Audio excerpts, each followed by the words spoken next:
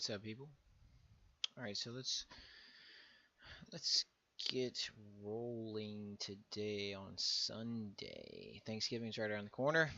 Um, Man, everyone was right. Yeah, November just flew by. It's actually true. Um, let's see what we got here that we're gonna listen to today. We're gonna do. Hold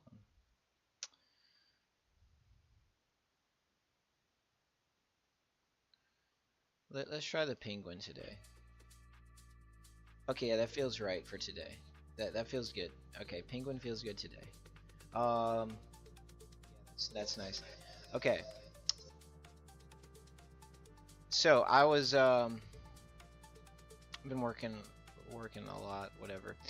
You know, everyone works a lot. Busy, so I hadn't been able to code.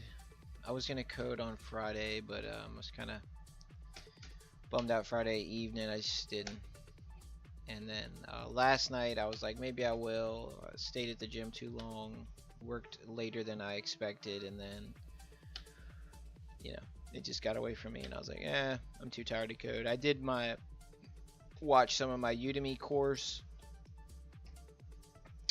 which I do some like when I'm waiting for things or if I'm at the gym, and eventually I'm gonna like go back and actually like do the course, like um, code the project myself. But I feel like going over it and watching it actually has been like beneficial, because like watching it at first it was kind of a complex thing. It's using Flask um,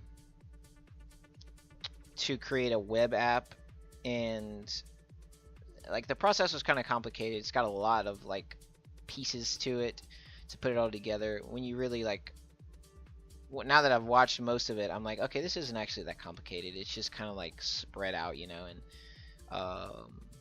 modularized into a lot of different pieces that come together.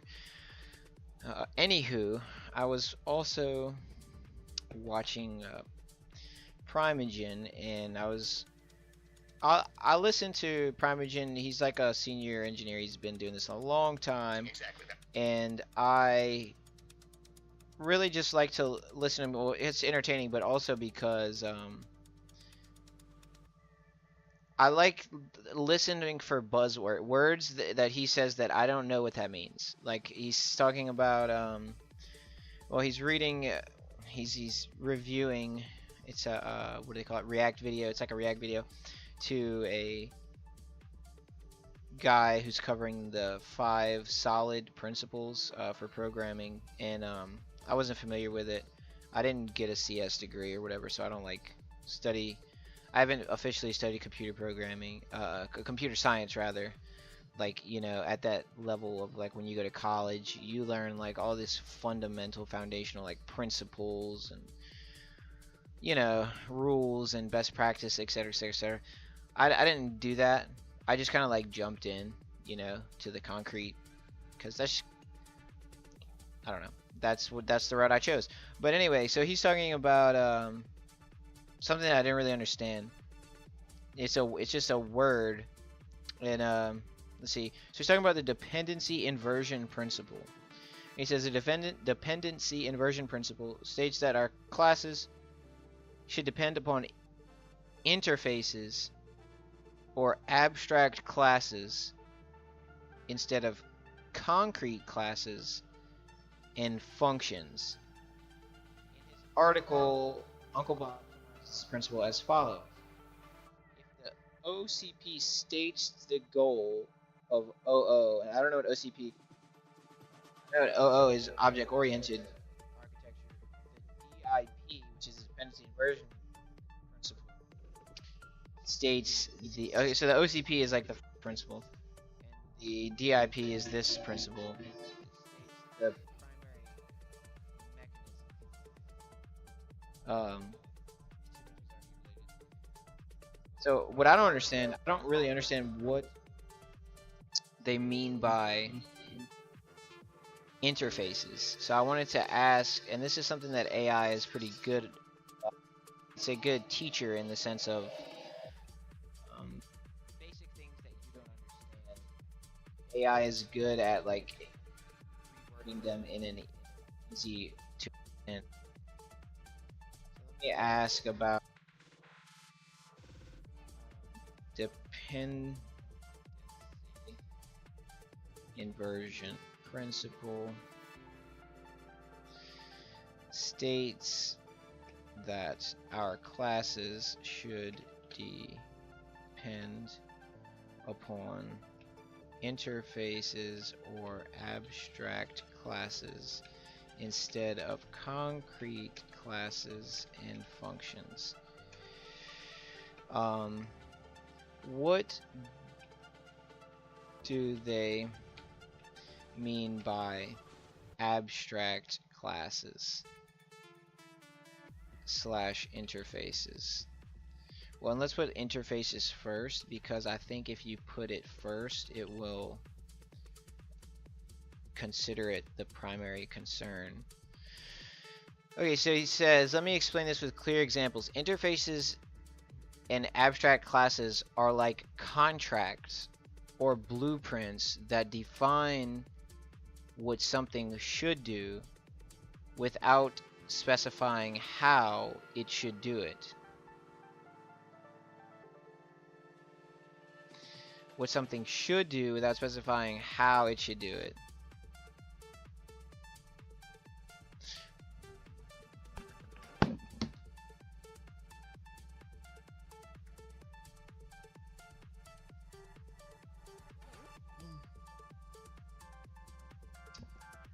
And I am like, I turned my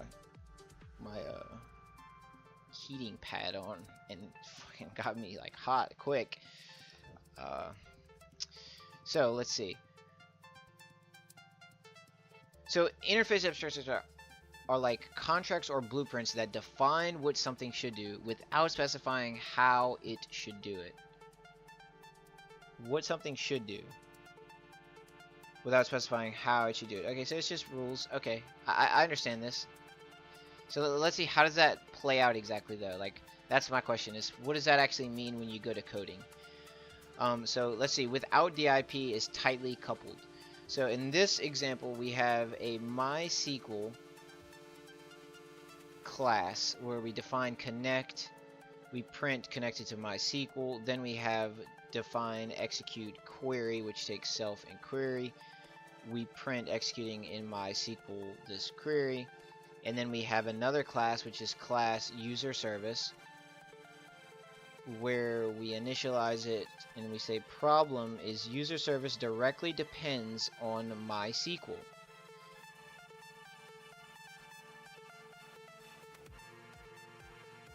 If we want to switch to PostgreSQL, we need to change this code.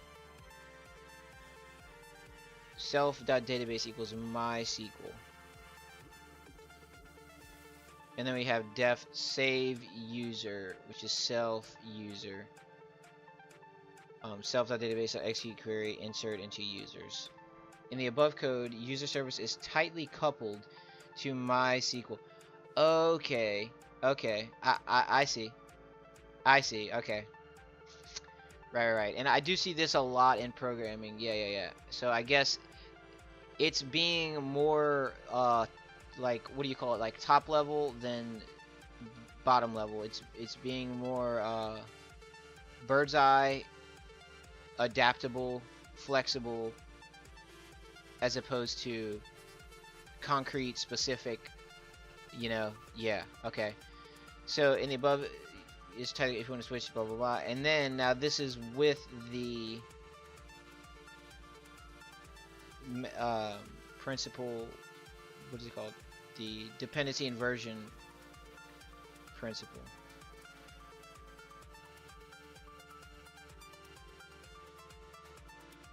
So in this one we say from ABC import ABC abstract method. And then abstract class defining what any database should do. So instead of having a MySQL class, we have a database class. And then we have a decorator at abstract method. And then we define the connect, which, so it's the same thing. And then we say concrete implementation for us. And then we create a MySQL class. Okay.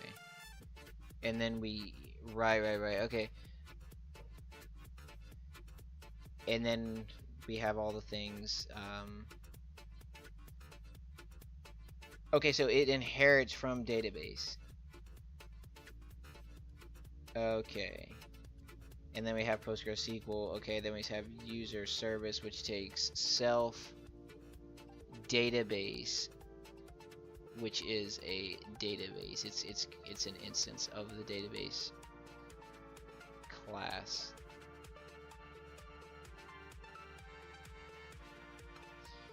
Okay. And then now user service depends on the abstract database class. The abstract database class. We can pass any database that implements the database interface. We can pass any database that implements the database interface. Self.database equals database. And then, right, okay, so this is like, so that's what I was thinking when I was thinking he was saying interface.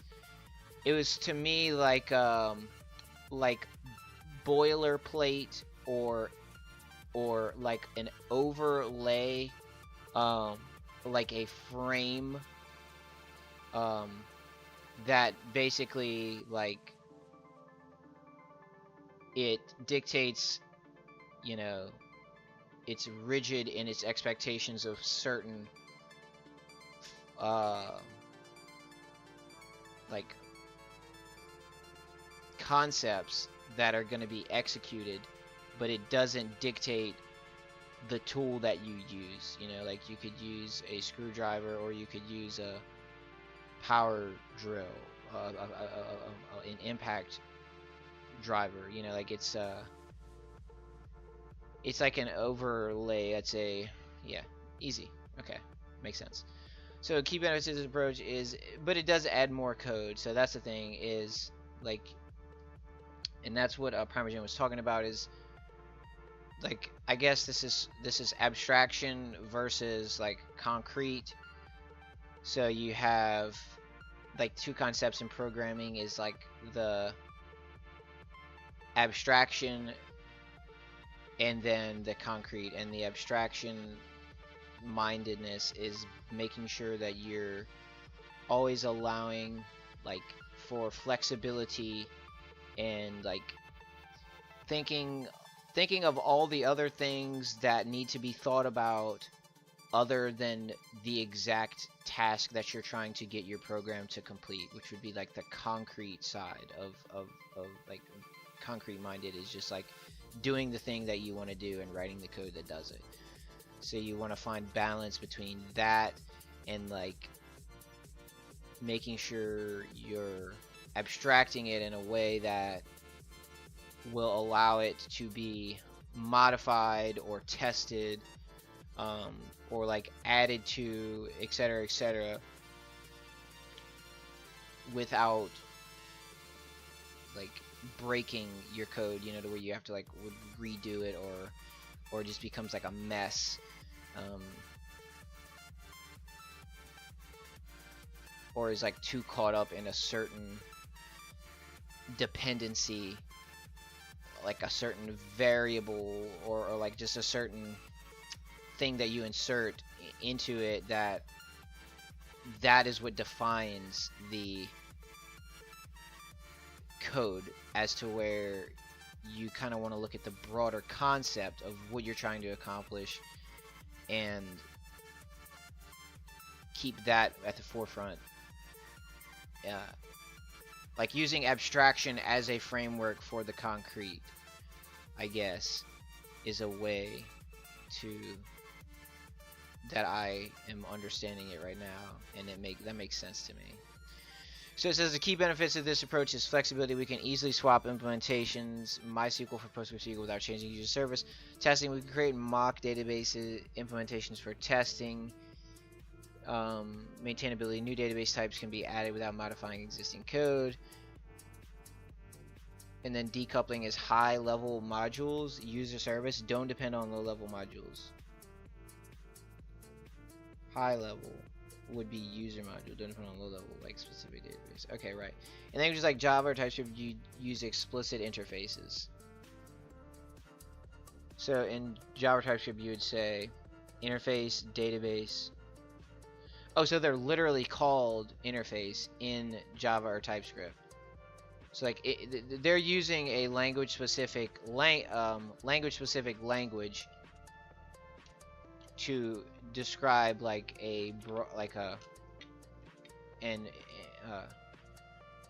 like converting that definition into a broader usage.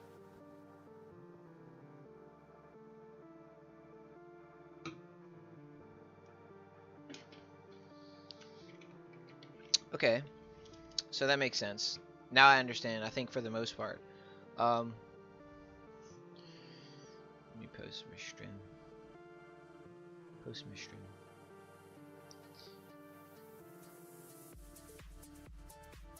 Man, I was juiced up, it's funny, and then all of a sudden I just got like tired. It's weird, like I was good to go, and then like I started streaming, and I'm like, man, I just like kind of. It's funny though, that's probably coffee. Coffee kind of is the up and down type thing, you know what I mean? So like, I drank my coffee, and then bro, I look creepy as hell. How is one of my eyes open but the other one's not? That was really creepy. Anyway, so it's working, and yeah, we can go away. See you later. Bye bye. Alright, so back to this. We have this principle, the rest, let me just read this. So it says, this principle helps create more flexible and maintainable code by ensuring that your components depend on abstractions rather than concrete implementations. Think of it like plugging devices into electrical outlets. The outlet is the interface, and any device that follows that interface, has the right plug, can work with it. Gotcha. So see right there, just that, bam. Bringing it down to my second grade level gets it into my head. Would you like me to explain any specific aspect of this in more detail? No, I think that's pretty much it. Yeah, that makes sense. And the last little bit I'll look at this is it says dependency inversion principle. That's why states that our classes should depend upon interface or abstract instead of concrete classes.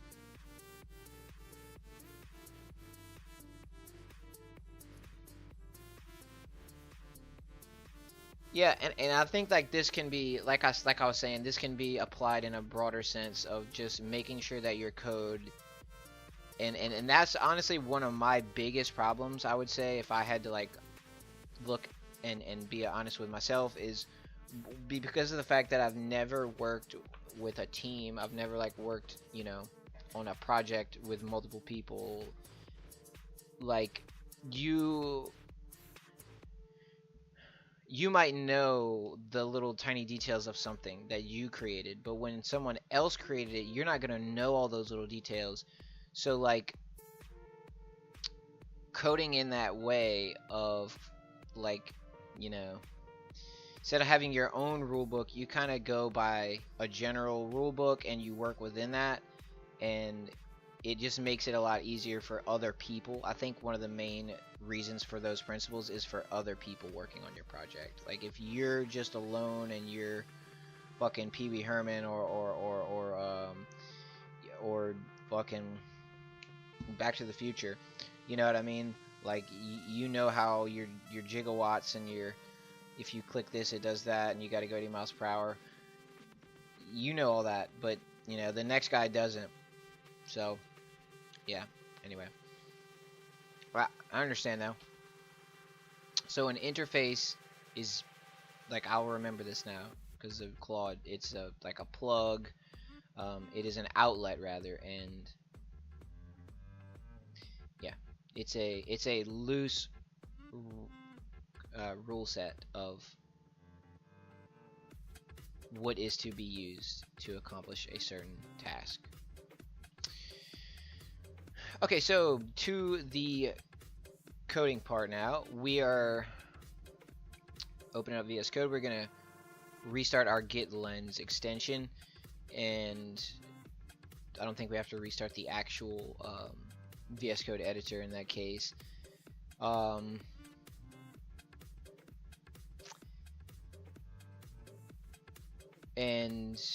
let's see. So where did we leave off? So this was 3 days ago. Damn, it's been that long. So 3 days ago, we reversed actions of yesterday, wherein we changed certain functions to take an ID instead of the object, since passing the object is actually faster. Yeah, so I didn't know that. I think I was actually told wrong, or maybe I asked in the wrong way, so I got the wrong response from like ChatGPT or whatever. Maybe ChatGPT gave me the wrong answer. That's the risks of using AI. Sometimes they're just wrong, and they will be very confident in their wrong answer. And if you don't know any better, I mean, that's why you asked them in the first place, then you'll be to believe them.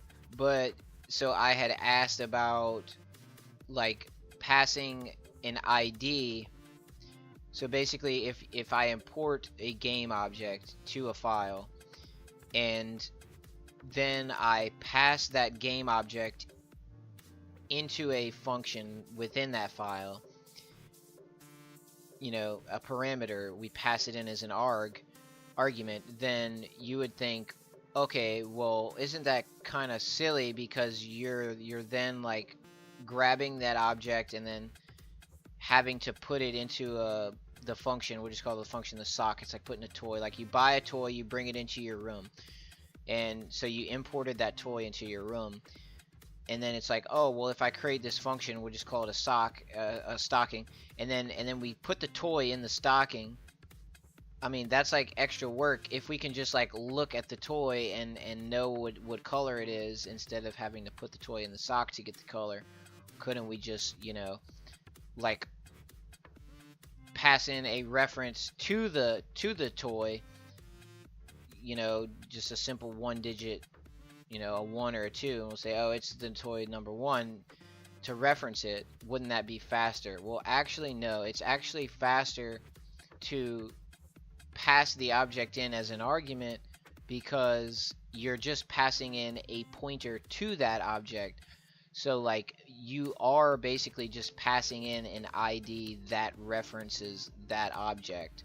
It doesn't actually like the object into the function, so there's not added overhead of reduction. It doesn't have to. It's just like looking. Yeah, we got that already. For the input, so the ID reference, instead of passing the object in, is actually slower, because it's basically doing the same thing twice.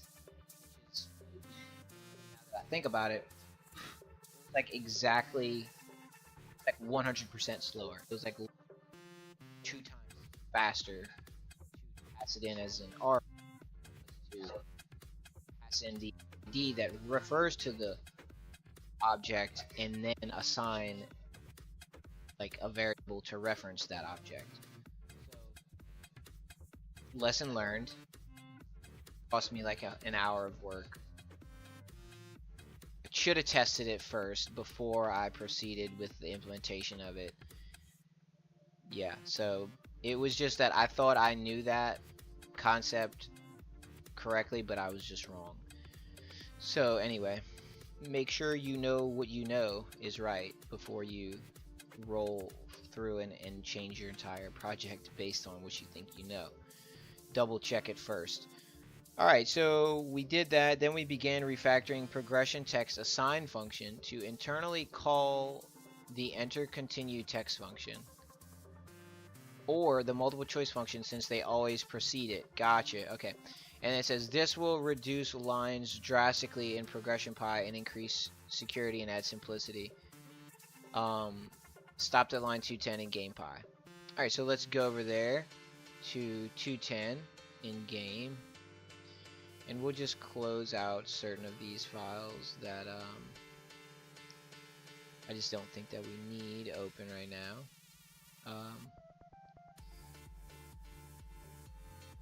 So we're in GamePy right now.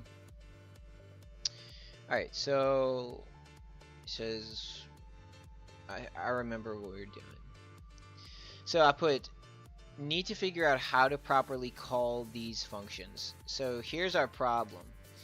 We have the class game, and inside of the class game, before the initializer function, we are assigning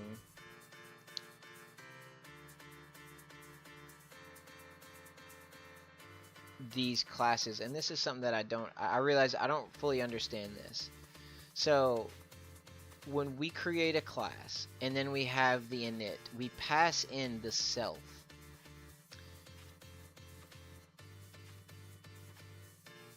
And as far as I understood it, the self came from the initializer, which means you couldn't refer to the self prior or outside of the initializer's context. But I don't know if that's actually true, because let's see, if we go down here, and this really is, so right here we have this property. It's at the indentation of the class. It's not existing within the initializer at the same as the indentation level as the initializer.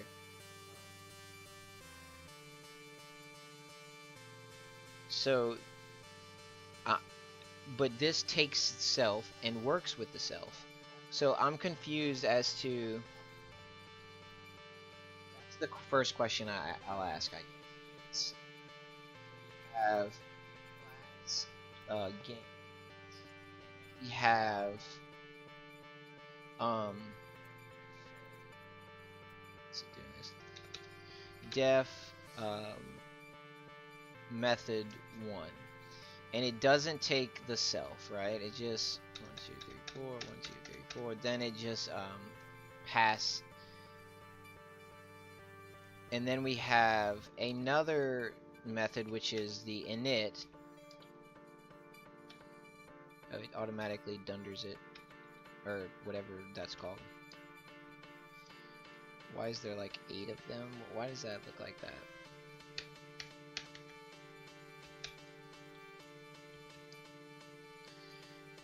So init, well, see, that can't be true though, because init takes the self. So my understanding is flawed here, because init takes the self. Init doesn't like create the self, but you know what I mean? Like, I just need to understand this better. So init takes the self, and we'll just say that's it, and then we just pass again. And then we have another, but it's a property, and we don't assign it inside of the init. We just call method 2, and then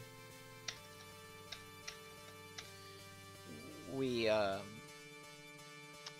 pass the self in, and we just would say, let's just do self.x. So we'll say self.x equals 1, and then method 2 takes self, and we'll just say self.x plus equals 1, whatever. Okay, so my question about this code is this.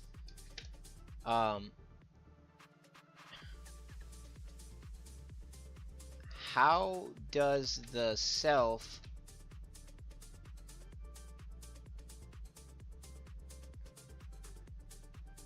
or where does the self come from?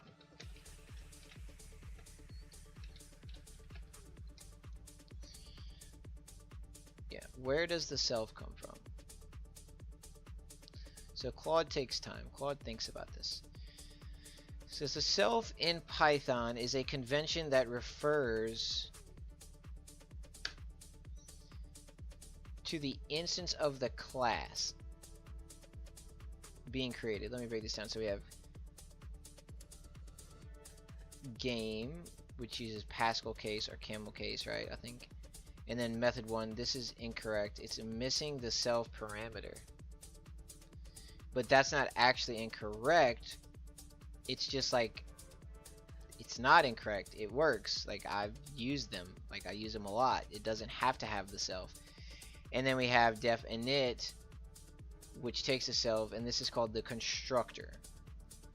And then the self refers to the instance being created.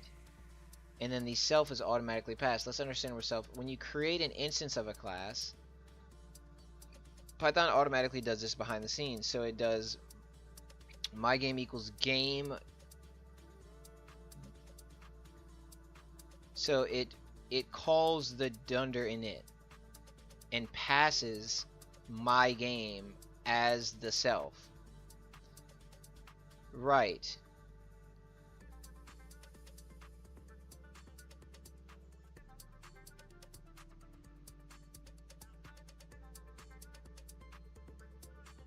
Self is just a convention. You can use any valid, but self is the standard. Right, okay, so we init this. This works, but don't do it. This, or your original method 1 is missing self. The property diagram makes method 2 act like an attribute, but still needs self.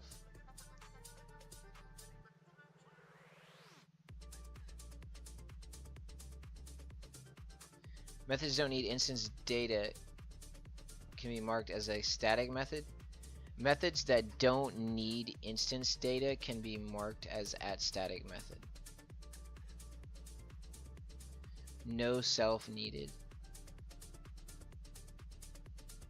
Think of self as a way for each instance to keep track of its own data. Okay, would you like me to clarify anything else that works? Okay, but actually you don't need self in the method 1. It would work fine without self.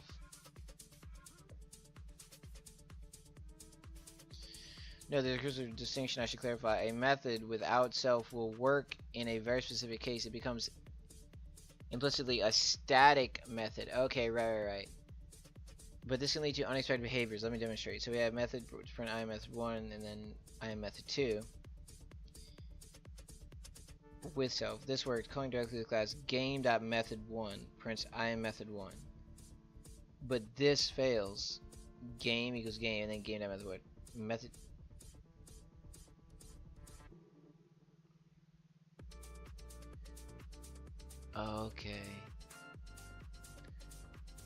Okay. That's true. Okay, yeah, and that's what. Okay, so this is actually correct because we call these methods through the game class because they're like the reason that I do it that way is to denote that this works for both instances. Like nothing of that method depends on the instance, but it is associated with the class. So like I feel like that's a good way to do it. So it says the error occurs because when you call a method through an instance, game method 1, Python automatically tries to pass the instance. Oh, I forgot to set my timer. Let's see. So we've been going 34 minutes already. Wow. Which like 10 of it was spent just talking. So we'll just set to 34. Alright. So we have the error occurs because when you call a method through an instance, game method 1, Python automatically tries to pass the instance as the first argument, but your method isn't set up to receive it. Here are the different ways to define methods. Most common instant method self, static method explicitly. So it says here are the different ways to define methods. Instance method. I need an instance. And then static method is explicitly marked, I don't need an instance. And then class method is takes the CLS. I get the class as an argument.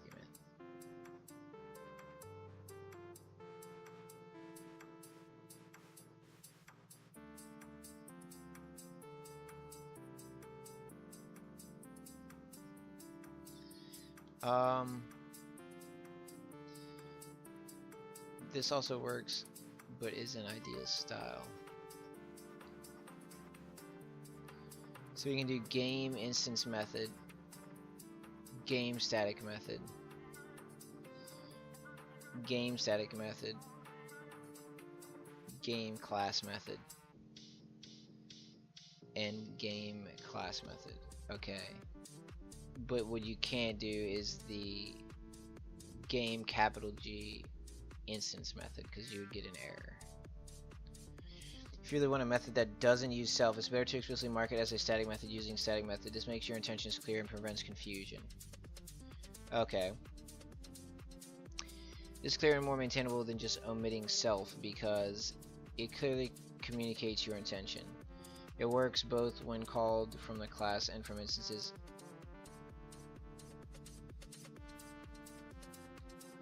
Okay, so adding the static method decorator will allow it to work when called from the instance, as to where normally that wouldn't work. It follows Python is explicit is better than implicit principle. Would you like me to explain more about the difference between instance methods, static methods, and class methods? Okay, no, I understand. So the static method decorator ensures the code will work when called from instance. Yes, the static method acts as a bridge that makes the method work both ways, whether called from the class or instance. Whether called from the class. Without static method, it will throw type error, and then static method. Okay, gotcha. So this is something that I do need to fix. Okay, so yeah, static method, we need to add static method. So is static method deprecated in newest Python?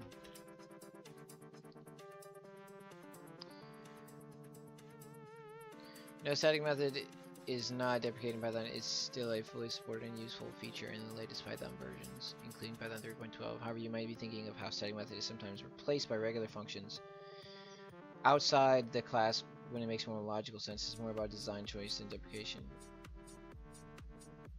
Using regular functions. Okay. What do you use each? Use static method when it makes sense as part of the class processes file. Yeah, like, you know, if it's related to that class, then it makes sense. That's the whole point of why I did what I did. I just didn't add the static method decorator. So the choice between static method and regular functions is often about organization and logical grouping rather than technical requirements. Both are perfectly valid in modern Python. Yeah, that makes sense. So thanks a lot, Claude. That was great. Claude is teaching me. My teacher is my replacement. Instead of replacing the teacher replaces you. The teacher that learns from you and replaces you. Interesting.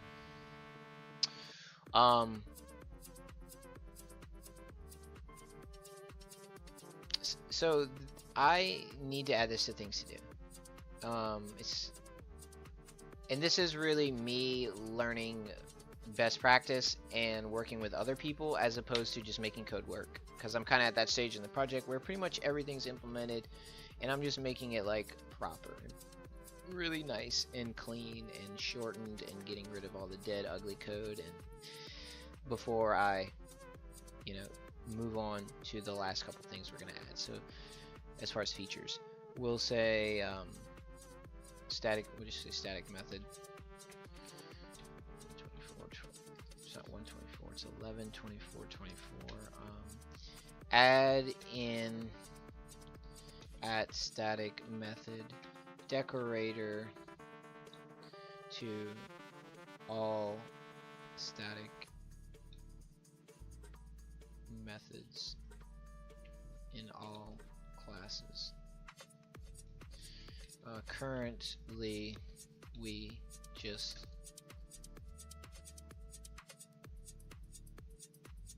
write these out as regular functions without the decorator.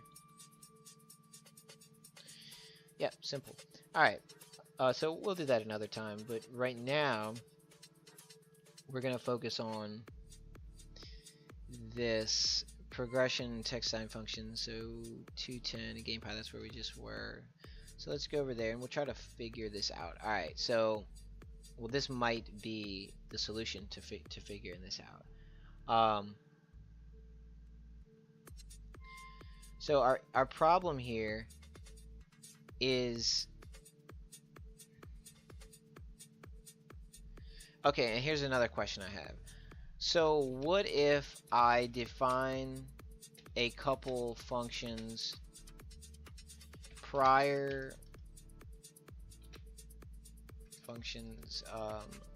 methods inside of the class prior to the init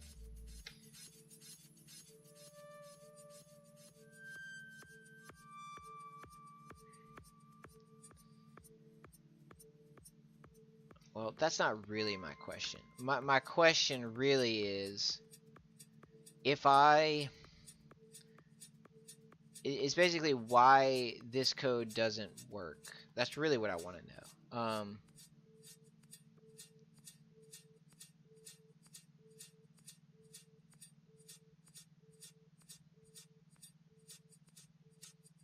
So I'll just actually copy this code and we'll just really cheesily ask it why it doesn't work. Because that's really what I want to know. And I don't need to do all that. I'll just go right here. Let me go back to this. And we'll just copy these three. So we have for text time function, interconnect text. Alright. And then we'll just put class game. And then, whoops, let's try this again. Class game. And paste that in there, and then we'll say, why doesn't this work?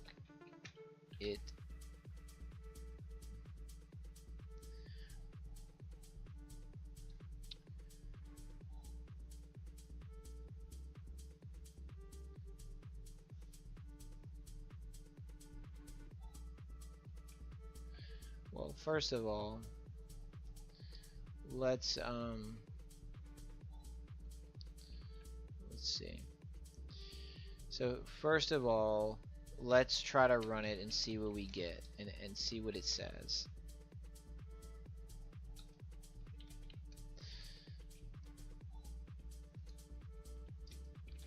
To see the exact error that we get.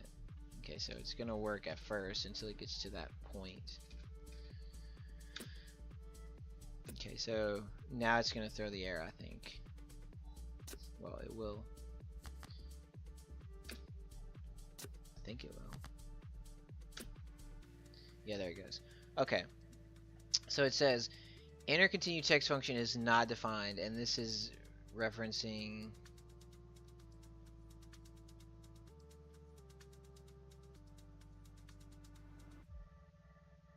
.209, right?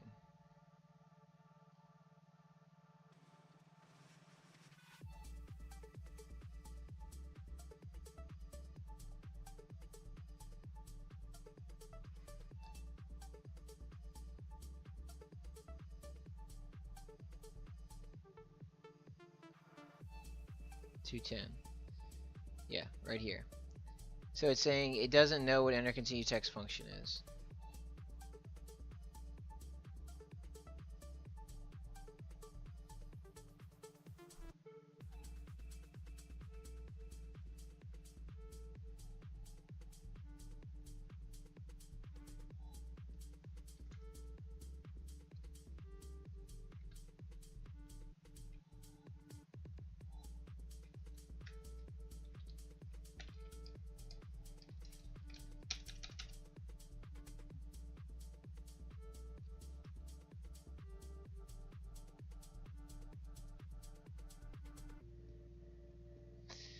let me just first. So it doesn't know what intercontinue text function is, which I get that because it's not like it doesn't exist yet. But I know the way that it works, like with when you run a file, it like compiles it first, so it goes over it one time, and it doesn't really matter, like in certain cases, if it's out of order. Like if you reference something that doesn't exist at that point in time, it doesn't throw an error like this. But I don't know why. Like I don't know why you can refer to things before they're actually created sometimes when you're dealing with, like, I know in functions you can do that. You can reference something and then do calculations on something that actually doesn't exist yet, and it doesn't throw an error, as to where in this case it's like when it gets to the, I would say, I guess, well, it's not a compilation, it's through the actual execution of the code. And what's the runtime? It's a runtime error versus compilation error.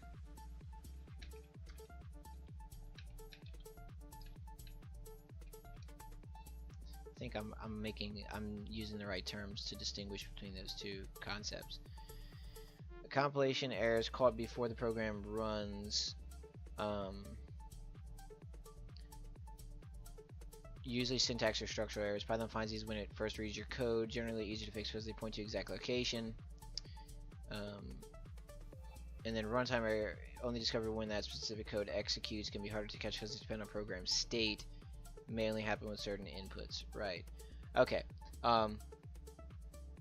So if I were to move this code, enter continue text function, to exist prior to progression text assign function, and then run it again, like, I think we still get the same error. Or maybe we don't. Maybe I'm wrong.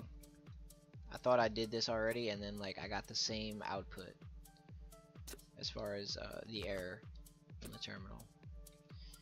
And I don't remember those cards remaining highlighted like that. I feel like, is that a new thing? Okay, so no, it's the same error. It's in 221, and it says enter continue text function is not defined. So,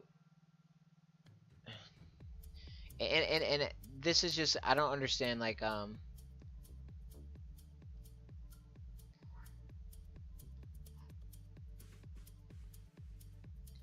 I guess because I gotta run this in a test file, because it's kind of like I can't do it in this context. I can't recreate it in the existing project's context without like fudging, you know, just making some ugly stuff and probably not even accomplishing what I'm trying to articulate. But I could do this in a test. So we'll say class game, and then let's say we have like a global variable just called x, and then x equals 1, and then we have def m, which is a method, and then we say y equals x, and yeah, that's it. Then we have like def the init, which takes self, and we just pass, right? And then let's say we create g, which equals game. Now if we run this, I think this will work. Like, there's not going to be an error. Right, so it worked. And we'll actually just say we didn't run m. So let's say dot m. Let's just run g. Okay, so that we need to define as a static method, and then this should work now. Right, so there it goes. And let's make this print y. So now it prints y. As you can see, it prints 1. And you know what I need? I just realized this as for streaming. I need the thing that makes your cursor highlighted. I actually need that. Let me add this to my desktop. Get cursor highlight. What do we call this? We just call this like a plugin, whatever. I don't know exactly what the word would be, the proper word.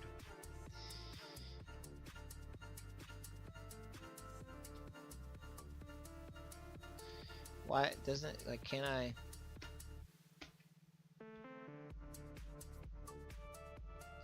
How do you like make it bigger?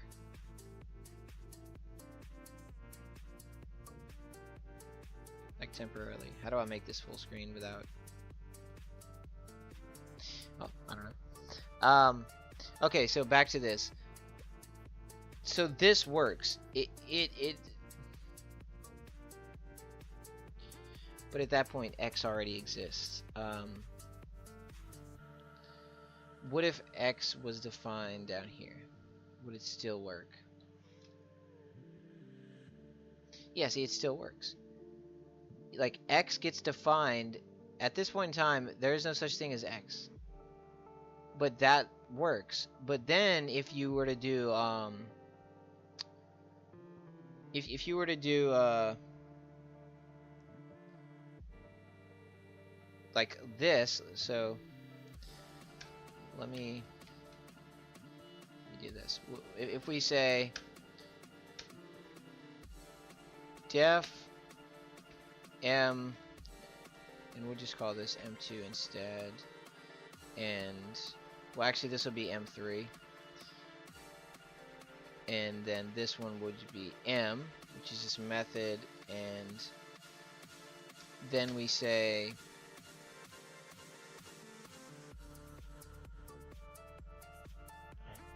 we'll call this m2. We want to run m2 inside of m. Okay. Now, if we create m2 and we just pass, it doesn't really have to do anything.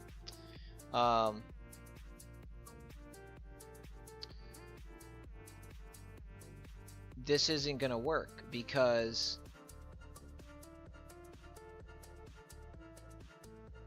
M2, it's not gonna know what M2 is.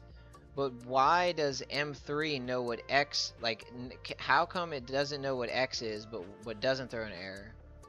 As to where this doesn't know what M2 is but throws an error. M2 is assigned after M and X is assigned after M3, but it still works. That's what I really need to understand. So if we run this, well, this actually worked. Well, that's because we didn't execute the function. If we actually say game dot, let's segregate this a little bit. We say have game dot m, and now this isn't gonna work. It's gonna throw that error. It's gonna say m2 is not defined. Now this is what I need to understand. And then if we move m2 above m,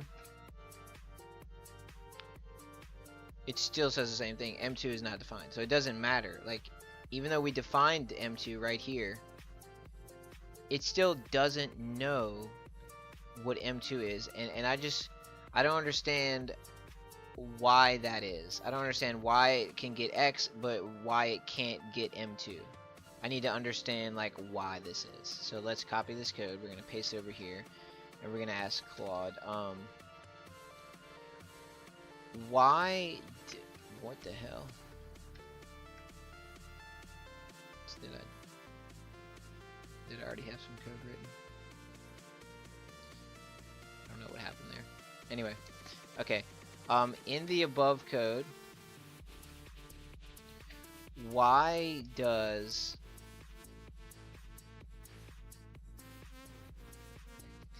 Python know what X is before it is assigned and allows M3 to reference it without error, but when M refers to M2, it throws a name error.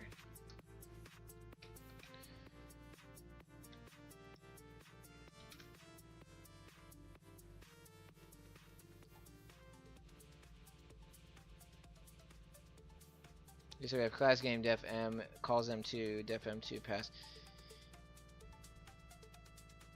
This is a great question about Python scoping rules. Let me explain. For variables like x, Python will look in different scopes in this order: local scope, enclosing scope, and then global scope.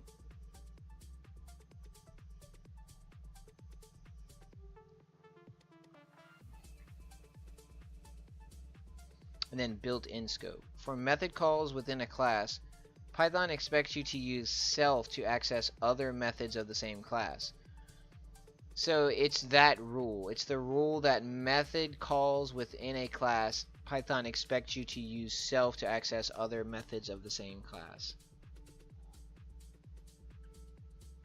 Okay. Here's what's happening in your code. So M should have the self parameter. And then error, Python looks for M2 in local or global scope.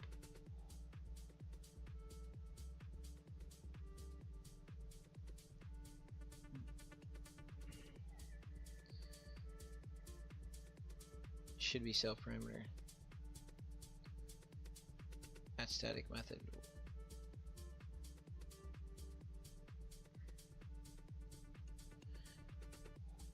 Okay, this actually should be static method too.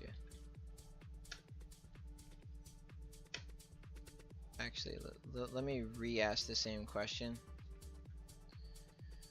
Answer the same question, but with this updated version of the code.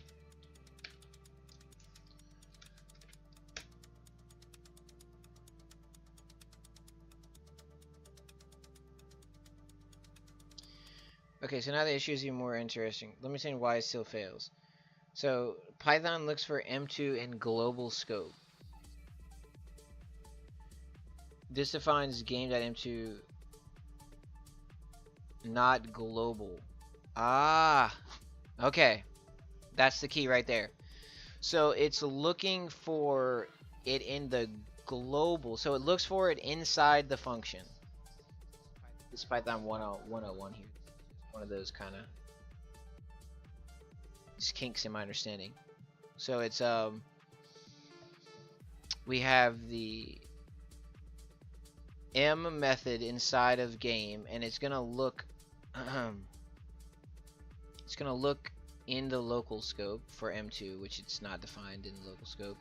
So then it looks for the global scope, which is outside of game altogether, this class definition, which would be over here. So it's looking all over here to see if it exists during compilation or whatever, compilation time before runtime. We have M2, so it defines game M2 not M2. And then we have static method M3, y equals x, where x is found in the global scope. Gotcha. Key differences for variables like x, Python searches the scopes local global. For function calls like M2, Python looks for a function directly scope. To fix this, you need to access M2 through the class name, just like you would need to use self for instance methods. So we can call it before it's actually created using game M2 because that is the scope. It exists within the game scope.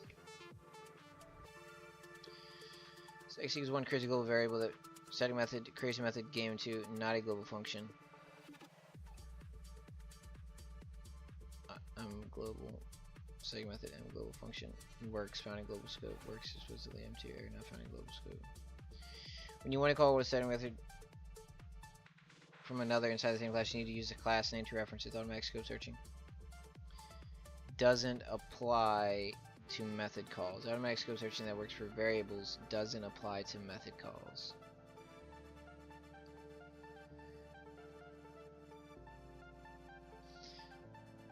So what scope type name would we assign to this concept wherein the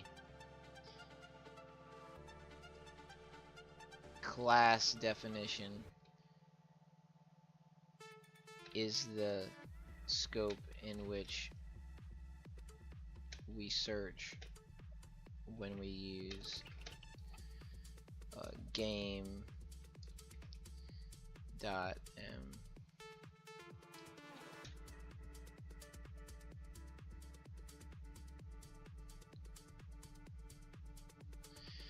That's called the class scope or class namespace when you create a class definition. So it's called the class scope. Scopes Python, local scope, enclosing scope, global scope, and then built-in scope. But the class namespace scope is special. It's not automatically searched. You have to explicitly access it using self, for instance, method, game for static method, and then CLS for class methods. Gotcha. So you have global scope, class scope.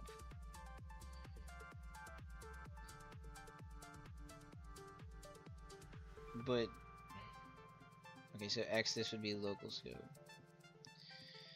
So if you created a class and had X and then tried to refer to X inside of it, inside of this method, it's not actually going to know what X is, right? Let's see. So before we fix this, I just want to see this real quick. We have, let's basically copy this code, go right here, and put this one in the next test segment, and then we'll say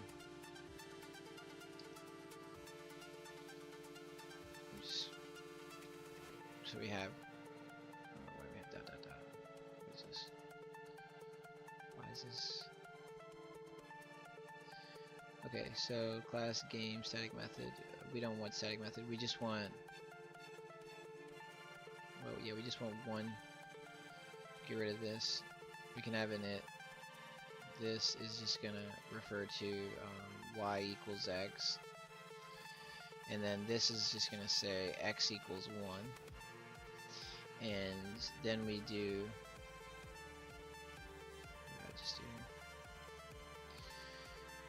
So now we're gonna space this out. So we have game x equals 1 static method m x y equals x, and then the init, and then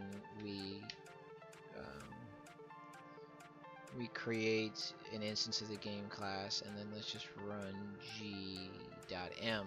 Now if I understand this correctly, it's gonna throw an error. Yeah, because it says x is not defined, because this is not considered a local scope. It is the class scope. Yeah, so this is not the local scope, this is the class scope. And if you did the same thing with a function, like, it would work. You kind of would expect this to work just naturally based on how Python works from a syntactic perspective, but it's not, like, it doesn't work. So it says x is not defined here at line 5620. Yeah. Even though x is assigned right there. So let's copy this, and we're gonna just put this here, and we'll tell Claude. So this is why the above code doesn't work the X is assigned in the class scope.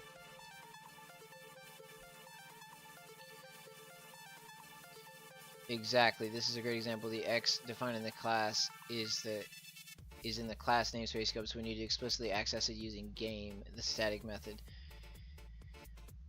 So if we change this, you're out of free messages until 3 p.m. That quick. Damn. Okay.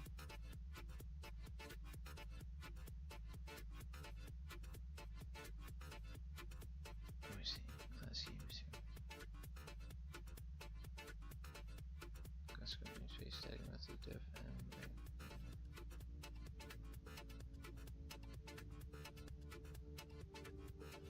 so when you say game X, you just set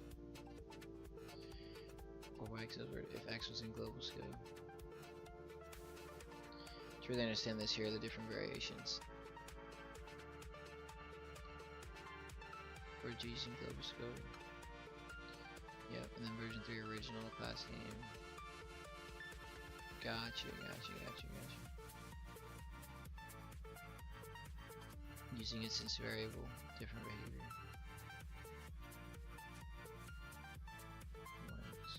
Would only work. So yeah, can access self X equals static method don't get self. So the static methods don't get the self. So in this one it wouldn't work. Game would only work if X was a class variable. This is why class methods using @class method can be useful. They automatically get the class as the first parameter.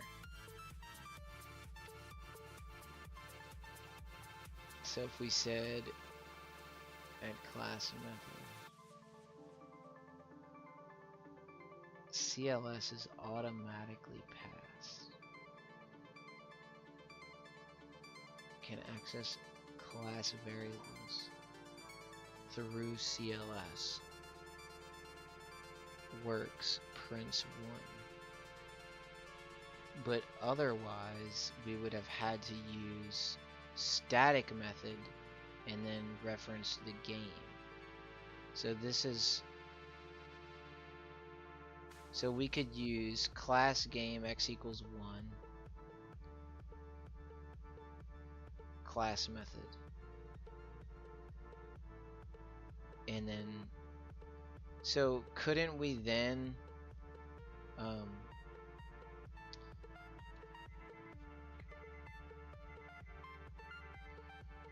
hold up, swole up.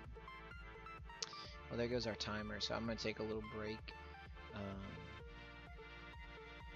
just a little break.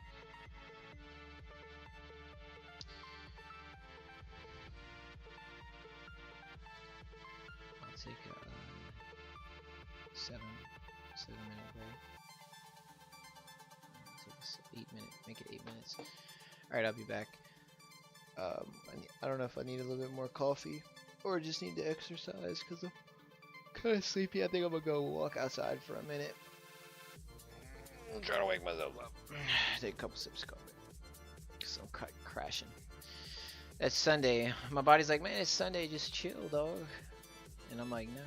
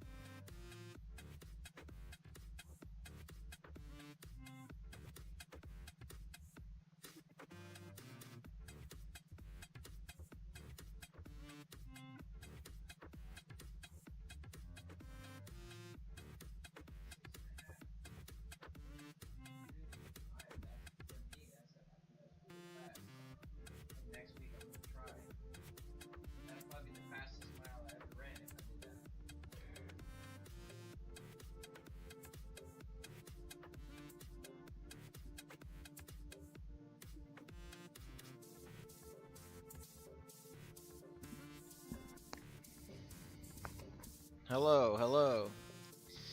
Is anybody out there? Hello, hello. Okay. Alright, so I'm back. I went outside, took a few steps. I missed my timer, so I was late. I don't know how long my break was. Probably about 10. Almost exactly 10 minutes.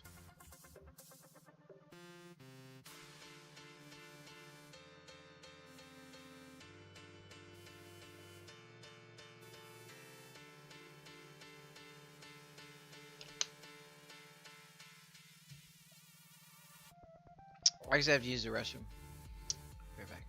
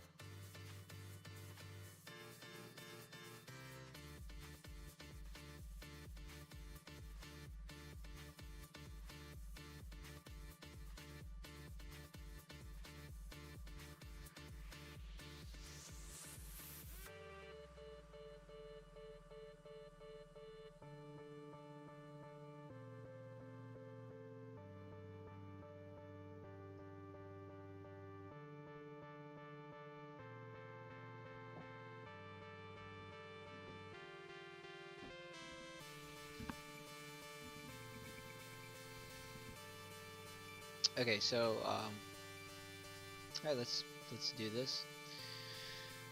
Let's see where we left off. Okay, right. So we were understanding, trying to understand this concept, and Claude was pointing out which we could use class method, or we could use static method. And like I'm pretty sure these are basically like the same. So we could use class game. So class game x equals 1, and then we just say at static method, and then we do def m, and we don't pass anything, but then we would just say game dot x. We would just say y equals game dot x, and then we could do at class method, and we have def m2, which take, in this case we would say CLS, or like, yeah, we could just, I think we could reference it through CLS namespace, and then we would say y equals CLS dot x, and like basically these would work the same. So then we create G as game, and then we could run G.M, and we could also run G.M2, and these would both work. Oh no? Name X is not defined. Which one? 5620? 5626.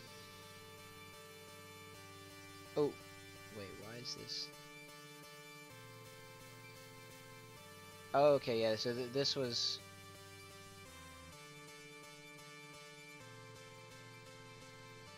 Yeah, we would have to say game.y. I mean, oops. Not that. Game.x. For that first one to work. Yeah, we messed up here. We got this all messed up here with the capitalization and stuff. So it's fixed now. Yeah, so everything works, no errors. Let's comment that one out, and then we'll run this one again just to make sure. Yeah, so everything works there. Alright, so let me post this into Claude and make sure I understand this correctly.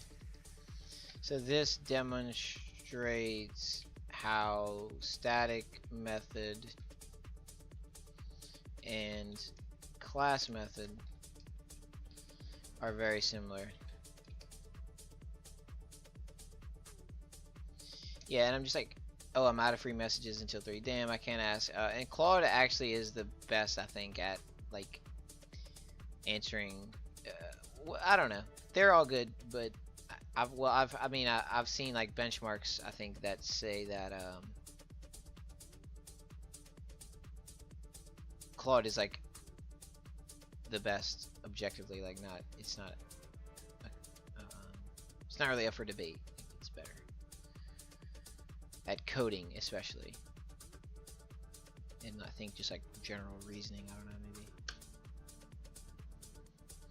First comes the static method class method kind of looks similar because they both access the class variable x.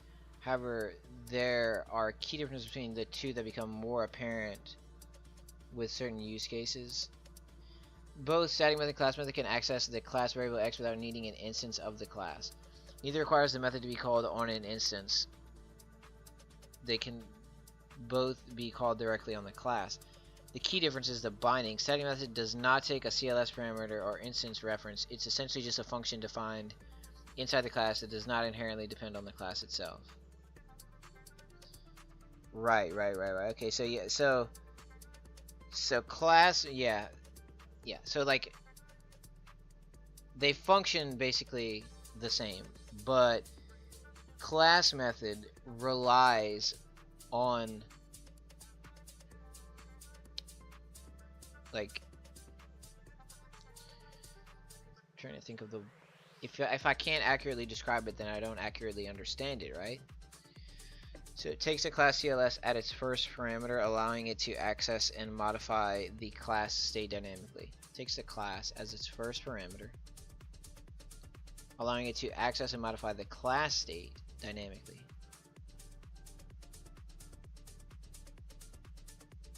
Right, as to where the static method can modify the class state, but it doesn't have to.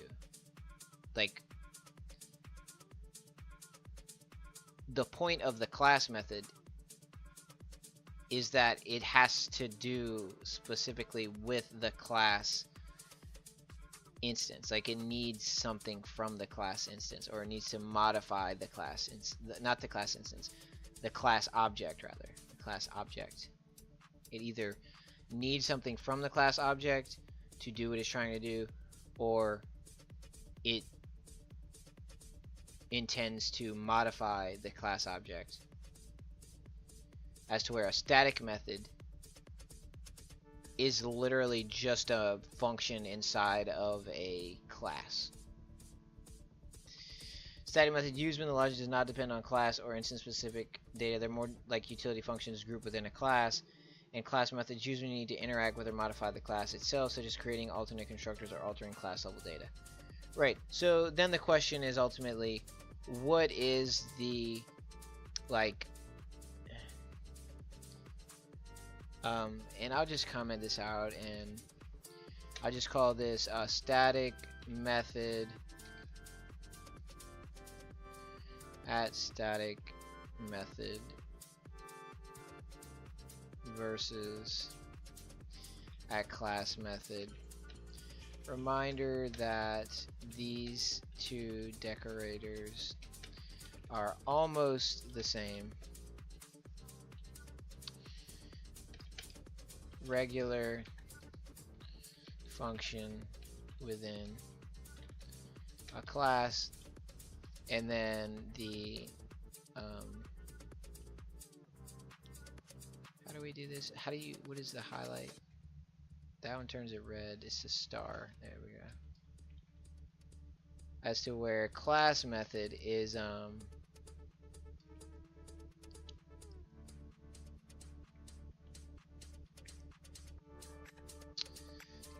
function within class that modifies or accesses class objects.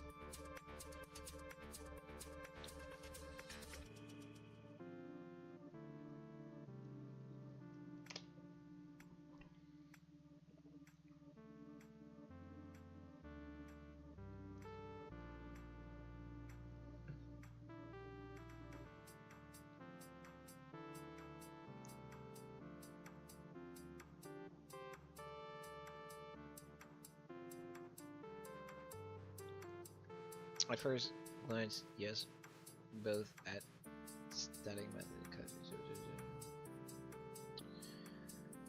Cannot modify the class variables directly.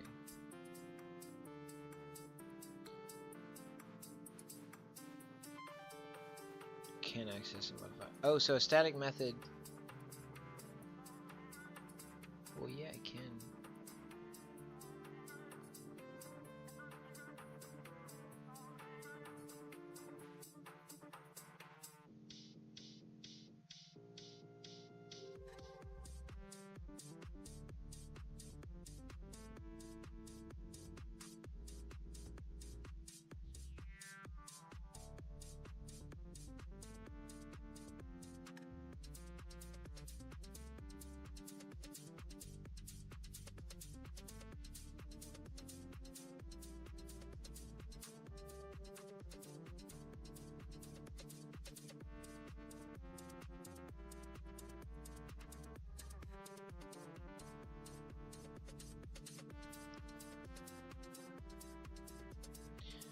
So you can't do,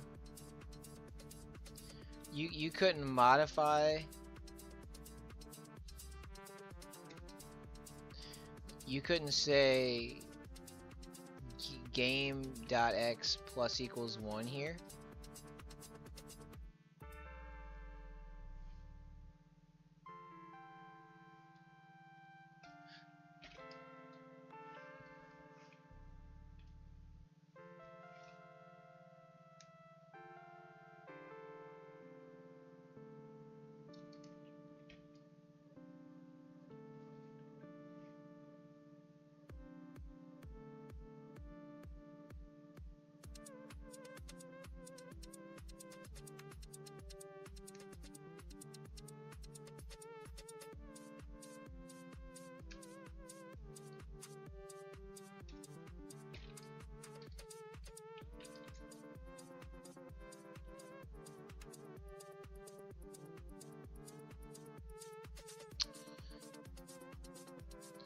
Yeah, see, ChatGPT is just wrong.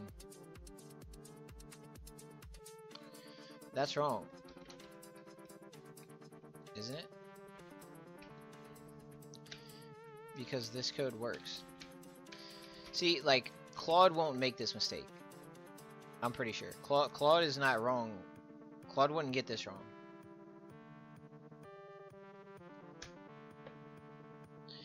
You're absolutely correct. That code works as written, and here's why. Static methods directly access and modify the class variable. This very shows class variables are accessible using the class name within the static method. Output of your code.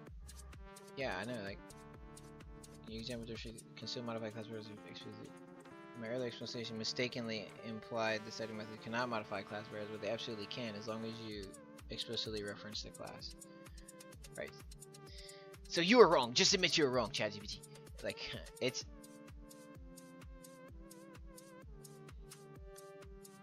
I use ChatGPT primarily. I now know, I'm pretty sure that Claude is much better. Anyway, so like this is overkill.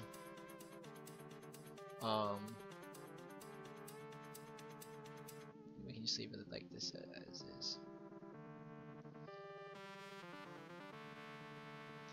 So, well, if we did it again, if we did basically just the same code. If we did this, oops, and then instead of game we just put CLS, and then CLS, and then CLS, and then we run these two. Yeah, it's 2 and then 3. So M turns it into 2, and then M2 turns it into 3. So this is all dealing with the same object. The game object. The game class object. Okay, so I understand this now. This was a good learning session for me. I didn't really, I didn't actually like, quote unquote, code. I didn't add code. I learned something. But I needed to understand this. Yeah, this was really something I needed to understand. This was very much like one of the most beneficial little learning segments that I've probably had in a while. Okay, so static method, class method. Reminder: these two records are almost the same. Regular function within a class for static method, and function within a class that modifies or accesses class object. Function within the class that modifies or accesses class object. Yeah, I just wanted to make sure that like I wasn't wrong in this, that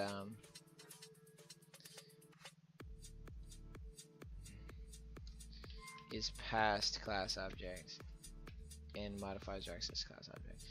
Okay.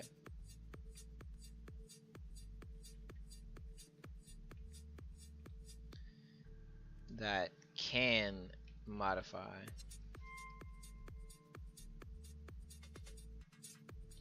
but it doesn't have to, right? It doesn't have to do that. It's not necessary. So this is going to be commented out, and then we have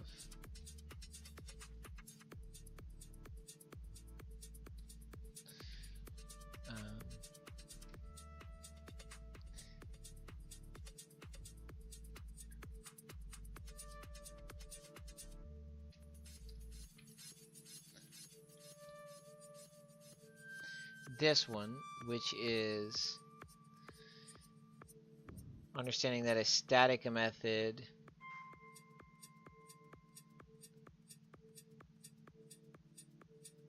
this doesn't work because a static method doesn't have access. So if we do Control Shift F, Control F5 here to run it. Okay. This doesn't work rather. Y equals X. So this is really to help us understand the scope here. And then we have, so we put option number 1 doesn't work because class scope is not equal to global local scope. Isn't class scope not checked automatically like these other two scopes. And then we have the second option, which is y equals game.x, and this is going to be option 2.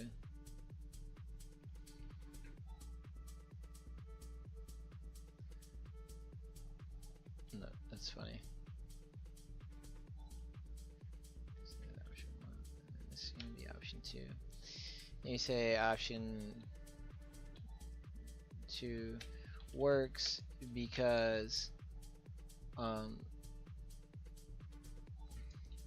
X defined in class scope accessed through class object. Cool. Yeah. And so this one is gonna be, put the date here because it does help me remember when I was, you know. Do we normally put the date first? We put the title, the date, then the reminder, and we use colon. I actually like it better like that. So the title for this one would be local global scope not equal to class scope.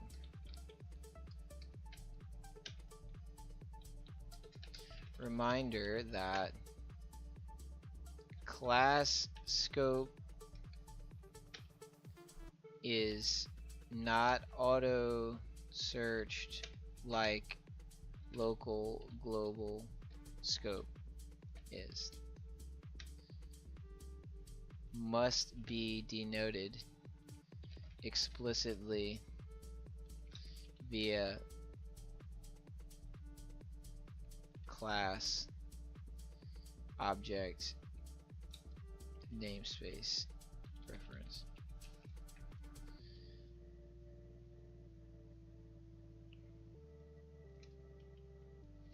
Yep, and then this up here is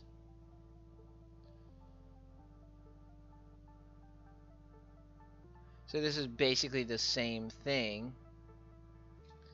How does this one roll? So this one is saying M2 is not defined.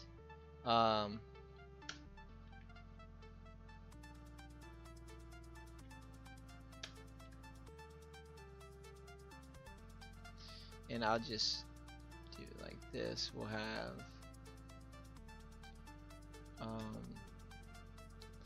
static method. We'll say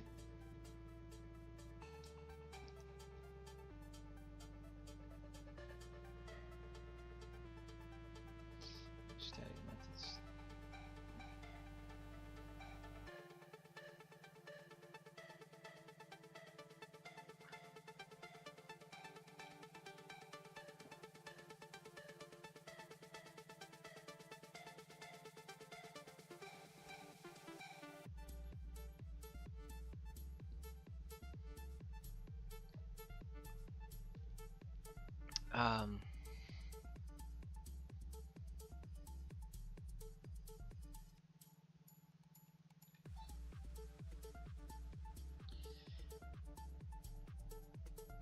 So we would have to refer to it through game.m2, even though it and we can put it first too. We can have this one be assigned first. We'll just call this one M2. This one is just M1, and then this will be called M1 instead. And we don't need that. G equals game, and then G M3. Now we'll say G dot M1.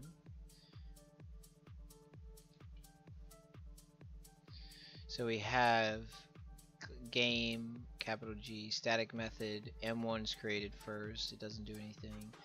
Then M2 calls M1, but that's not going to work because it doesn't know what M1 is, even though it was defined first. And you know what, that is actually... Well, okay, so it's because of scoping, and this is I know the answer to this. So it doesn't know what M1 is because it looks in the local scope, and it's not defined in the local scope, and then it looks in the global scope, which is outside of the class game altogether. It doesn't automatically look in the class scope. So that is just I'm just gonna be straight up, I feel like this is illogical Python logic. This is just not optimized. I feel like it should include the class search auto. That's just, maybe there's probably a good reason why it doesn't. There's probably people that are way smarter than me that know why that's not the case. So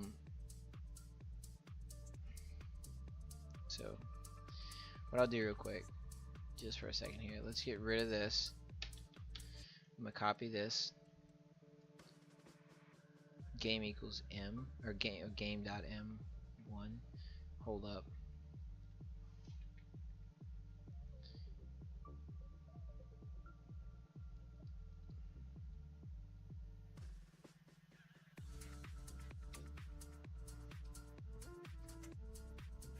Okay, yeah, so this works. Now we have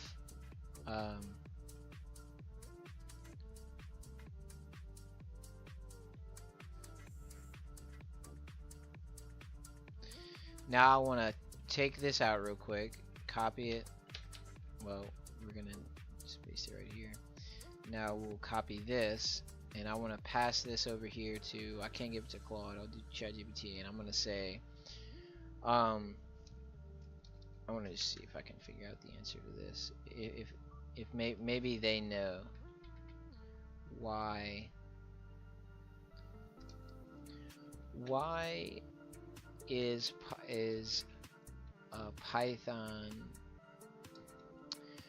why doesn't Python auto search in the class scope like you might expect it to in the above scenario?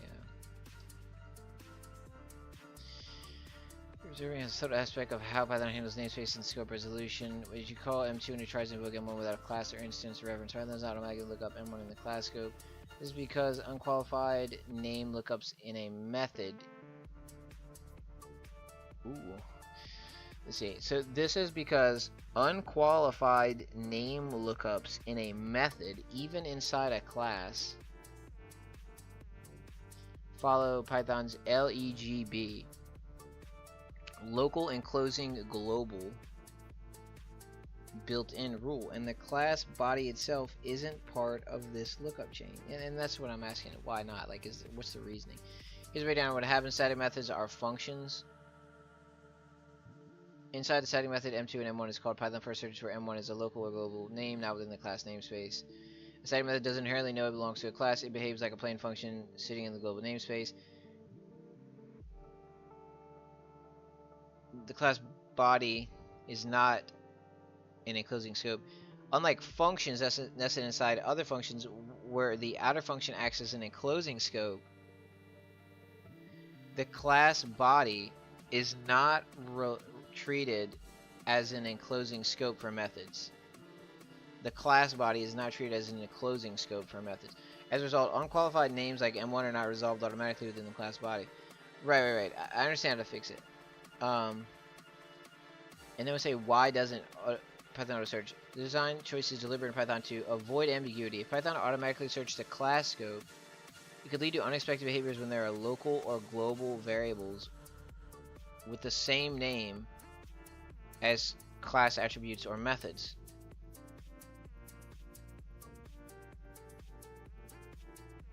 Well, I mean, like that.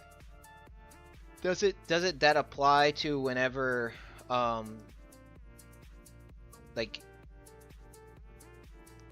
it could lead to unexpected behaviors when there are local or global variables within the names?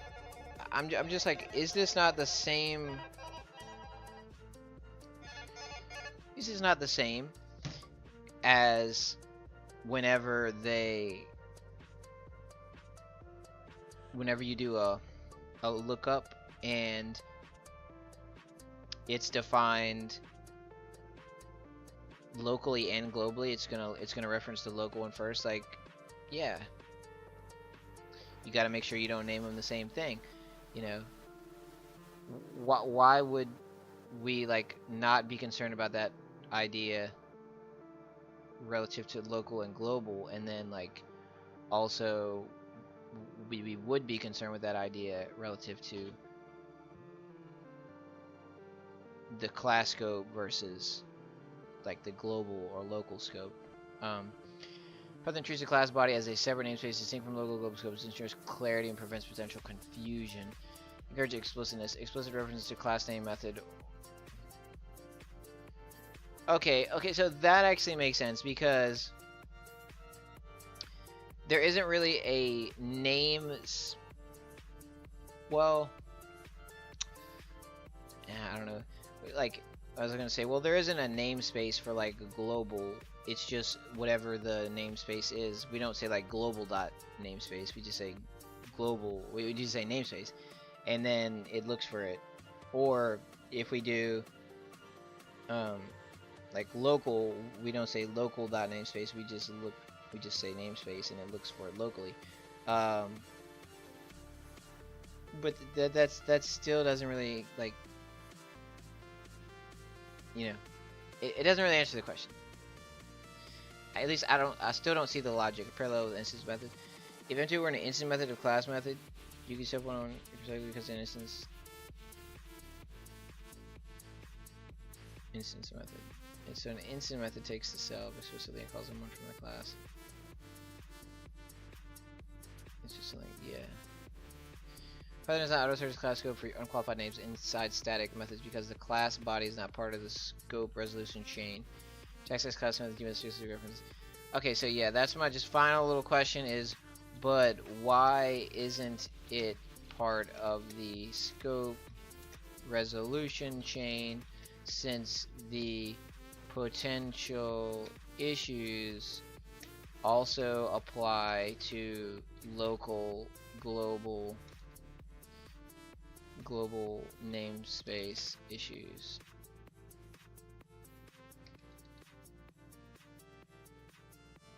Namespace lookups.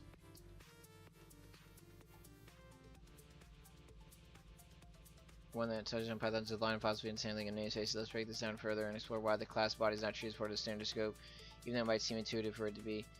Class body is treated as a special namespace that is distinct from the execution. This is due to how classes are implemented in Python and the deliberate design decisions surrounding scoping. Here's a more detailed explanation. Class bodies are executed as independent blocks. When a class is defined, the class body is executed. When a class is defined, the class body is executed as a separate block of code. When a class is defined, the class body is executed as a separate block of code.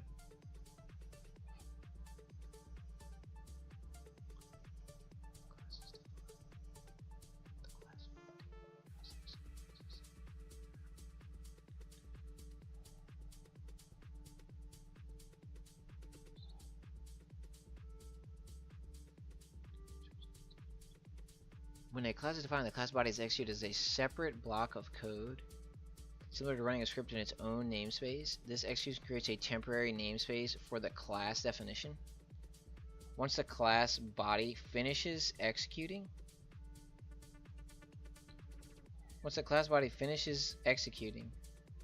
this namespace is transformed into the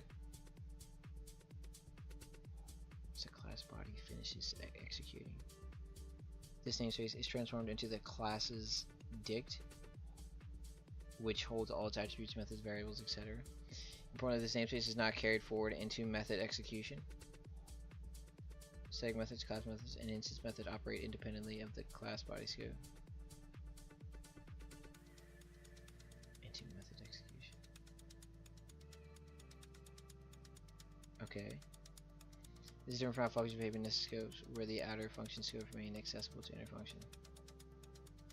How functions behave in nested scopes, where the outer function scope remains accessible to the inner function. Like exactly, that's the whole point I'm getting at. Methods are functions attached to the class. When a method is defined inside a class, it's treated as a function object.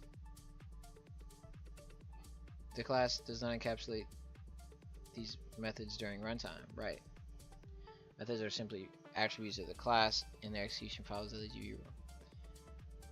Class namespace is not as enclosing scope during execution. Which function can access variables from enclosing functions. If Python were to treat the class body as part of the enclosing scope for methods, it could lead to ambiguous lookups that are harder to debug. Okay, let's see. This one I'm trying. X equals 42. Okay, then we have x equals 1. Okay, and then we say M1 should refer to the global or name. Well, it would just work like every other instance with the local. If you created this with function, and we had x, this would be the local, and it's gonna look up the local, and that would be global. Like I just don't understand. It doesn't make sense.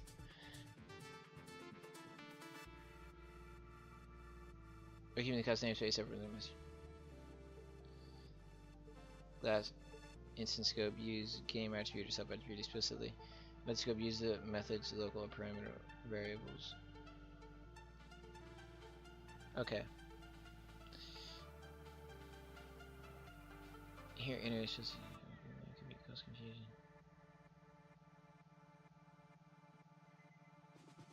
So we have inner, which prints X, refers to the outer as X, not the global one.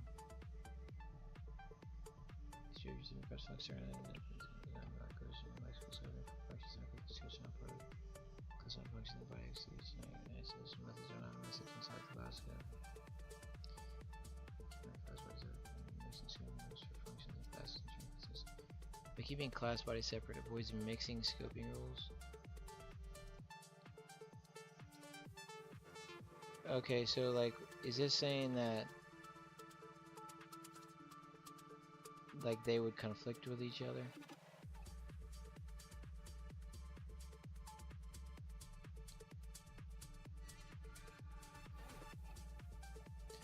Yeah, I guess, okay, so I guess in that context they would be like parallel, maybe, like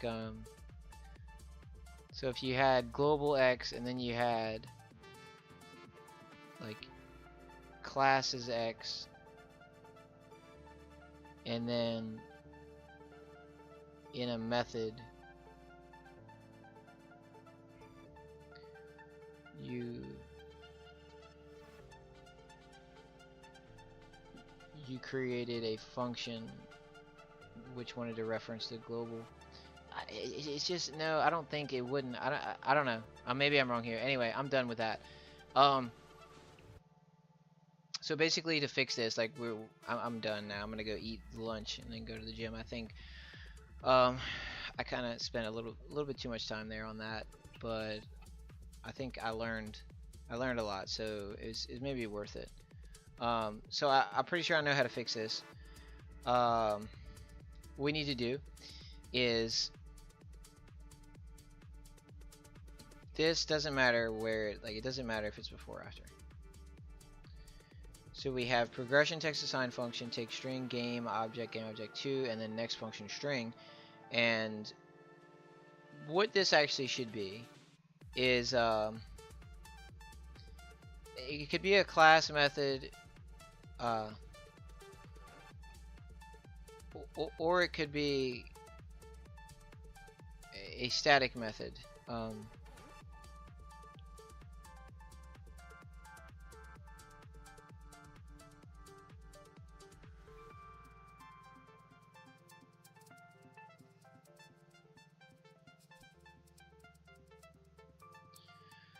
So if we did game dot, this still wouldn't work because this is not attached to the game class, right? So let's try to run this now and see. How did this not kill the terminal? There we go. All right, so if we run it now.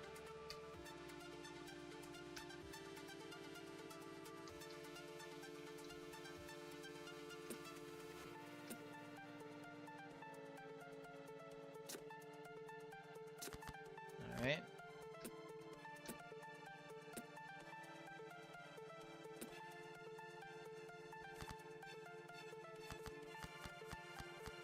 But it does work?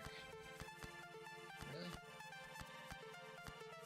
So it doesn't actually have to be. Really? So that works. I thought that it would had to have been. How is this still running without the server? Okay, so I'm confused though, because did we not?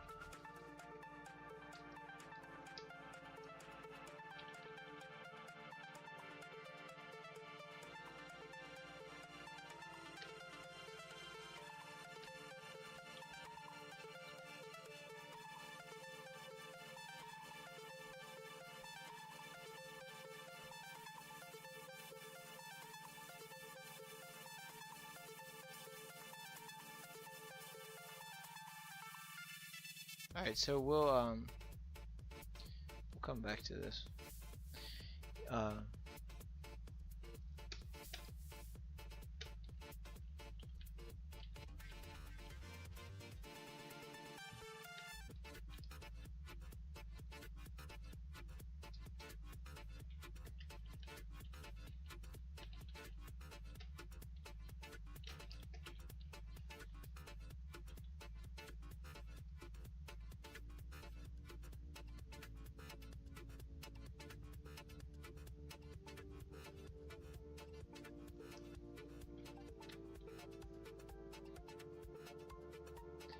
Did we really go for 2 hours? Is that true?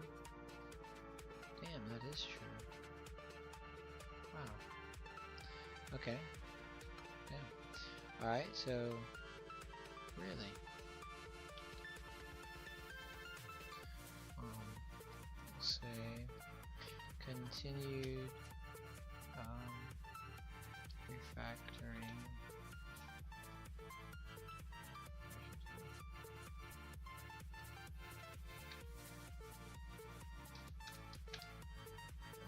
Had to take a learning excursion to better understand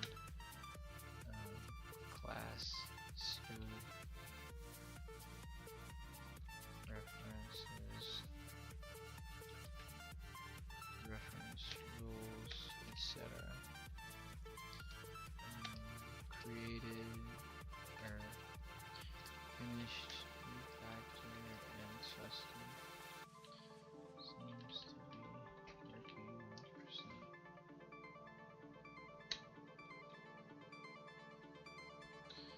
1%. Alright, so we'll come back and code some more, but for now I'm going to take a break. I'm going to go eat lunch and probably go to the gym and so on and so forth. So anyway, that's pretty good. Pretty good little session. Not so bad. I'm happy with it. So I'll see you guys later. If I don't see you, enjoy your Sunday.